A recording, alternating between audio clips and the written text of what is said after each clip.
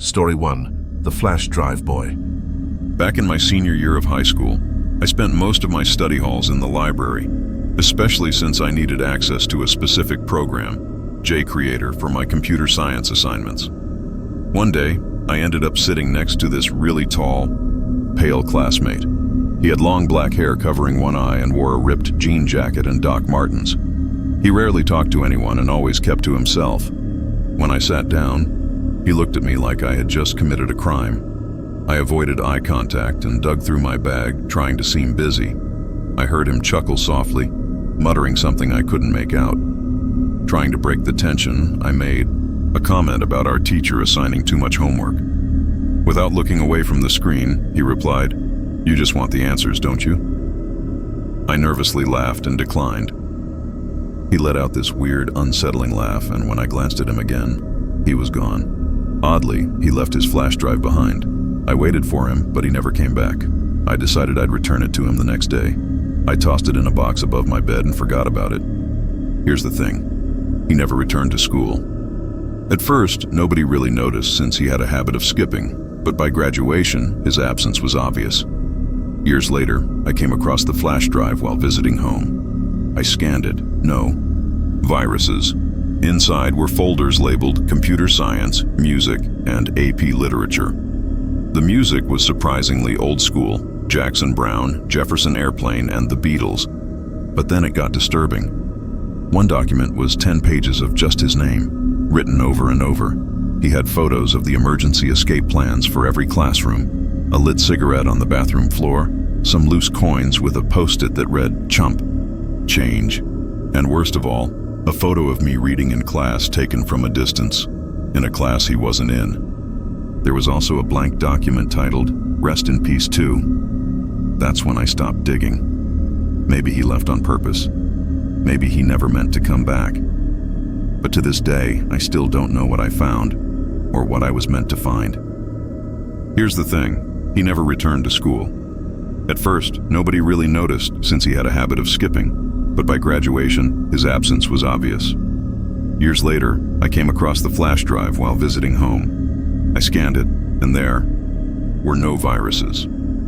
Inside were folders labeled Computer Science, Music, and AP Literature. The music was surprisingly old school, Jackson Browne, Jefferson Airplane, and the Beatles. Story 2. The Basement Ghost Hunt. When I was 12, my best friend Ali and I were obsessed with paranormal stuff. We used to ghost hunt with an old flip phone for audio and my dad's touchscreen phone for video. My basement was the perfect creepy spot. It was part of an old house with a big storage area, a laundry room, and a tiny cell-like space we never used because it gave everyone the creeps. One weekend, hyped up at midnight, we decided to film in the basement. We asked the usual ghost hunting questions. "Is anyone here? Give us a sign." After recording, we went back to my room and watched the footage. Nothing. Total letdown, but something felt off. So we decided to watch it again. This time the energy felt different. We noticed faint footsteps, ones that weren't ours. Then, in one frame behind Ali, there was a shadowy figure. It looked like something human, but twisted. Its glowing white eyes seemed to stare directly through the screen at us. We shut everything off. We were frozen, too scared to wake my dad. We never told anyone about that night, but to this day, we both still dream about it, and neither of us has ever stepped into that basement again. Story 3. The Man in the Silver Car. It was Halloween 2014 in a small town in Ohio. I was a senior in high school and had recently joined the Army National Guard. I needed to stay in shape, so I invited my best friend Ian to run some trails with me at Van Buren State Park, a place with a bit of a creepy reputation. I arrived first and noticed an old silver car parked nearby. Inside was a bald man with an unsettling expression, staring at me without blinking, like he was hungry for something. I tried to ignore him, but he wouldn't stop glaring. I got spooked and drove off. But when I checked my rearview mirror, I realized he was following me. I sped to my high school's parking lot and lost him. I texted Ian to warn him, only to see a message from him saying he'd just arrived. My stomach dropped. I rushed back, and there he was, parked near Ian again, still watching. I signaled Ian to follow me to a different area of the park. We parked, grabbed a few things, and started walking the trail, only to see the silver car slowly circling the lot, searching. From our angle on the hill, we could see him, but he couldn't see us. Eventually, he drove off, and we decided to still go for our run, though I carried a rock the whole time, just in case. I never found out what his intentions were, but in a park known for assaults, I didn't want to stick around to find out. Even now, years later, I still check that park when I'm home, just to see if the monsters are still out there. Story 4. The Closet Door. When I was 19, I woke up one morning to find the closet door leaning against my bed. I figured it must have fallen and didn't think much of it. But the next night, I woke up at 4 a.m. to a thud. Yep, the door again, propped against the bed. Left it like that until morning, thinking the frame was getting loose. The third night, I was tossing and turning, unable to sleep. Then, another loud thump. The door had fallen again. Annoyed, I decided I'd just leave it open from now on. That's when I heard the sound of a plastic bag rustling inside the closet. I froze.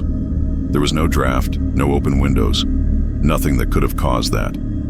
I flipped the light on and saw him, a man, in my closet, staring at me from behind a pile of junk. The second he realized I saw him, he ducked down like he thought he could still hide. I screamed louder than I ever had in my life, calling for my dad. He came running in, searched the closet, but couldn't find anyone. I started thinking I imagined it. But then, minutes later, we all heard the front door slam open and someone run out of the house. Turns out the man had been hiding in a large empty storage bin inside the closet. I'll never sleep with that door open again. Story 5. The Lost Tape in the Carpathians. During a trip through the Carpathians, my friend and I came across an old, dusty tape recorder in a hiker's abandoned backpack. Curious, we played it back when we got to the cabin. The audio was garbled, but there were strange whispers and thudding footsteps. At first, we assumed it was wind or animal noise, but at the 10-minute mark, there was a clear voice. I'm not alone. It's still following me. Then a scream, long, primal, blood-curdling. We stopped the tape, looked at each other, and we knew we weren't alone in those mountains. That's it for today's video. If you enjoyed these stories and want to know more, subscribe to our channel. Also, do not forget to comment down your favorite story and thoughts. The comment with the most liked gets to choose our next story.